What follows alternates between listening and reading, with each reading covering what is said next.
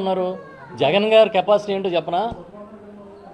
2018లో పాదయాత్ర చేస్తుంటే శ్రీకాకుళంలో 22 మంది మత్స్యకారుల్ని పాకిస్తాన్లో ఆపేశారని, అక్కడ అరెస్ట్ చేసి లోపల పెట్టారంటే నేను వచ్చిన తర్వాత తీసుకొస్తానని చెప్పి ఒక టీముని పెట్టి పాకిస్తాన్ నుంచి 22 మంది మత్స్యకారులని సురక్షితంగా భారతదేశానికి సురక్షితంగా తీసుకొచ్చి శ్రీకాకుళంలో వాళ్ళ ఇంటికి అప్పచెప్పి ఒక్క కుటుంబానికి 5 లక్షల రూపాయలు ఇచ్చారు. అది జగన్మోహన్ రెడ్డి గారి మార్క్.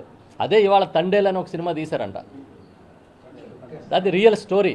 అది జగన్ కెపాసిటీ. పాకిస్తాన్లో వాళ్ళని గౌరవప్రదంగా తీసుకొచ్చింది జగన్ అయితే, చంద్రబాబు నాయుడు గారు ఇవాళ వరకు ట్రంప్ గారు మీరు తప్పు చేస్తున్నారు, ఎందుకు స్టేట్మెంట్ ఇవ్వలేదు? అది అడగండి. అది అడగట్లే మీరు.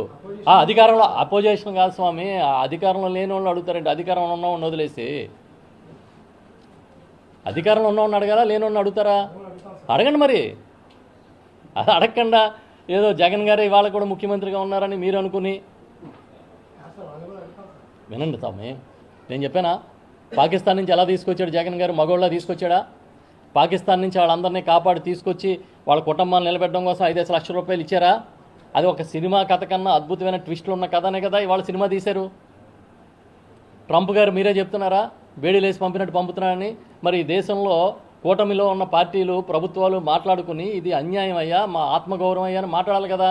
మాట్లాడకపోతే మీరు అడగాలి కదా. మీరు ఎవరిని అడిగారు? జగన్ గారిని అడుగుతారా? మన స్థాయి కానివి ఇక్కడ మనం మాట్లాడుకోకూడదు. రైట్.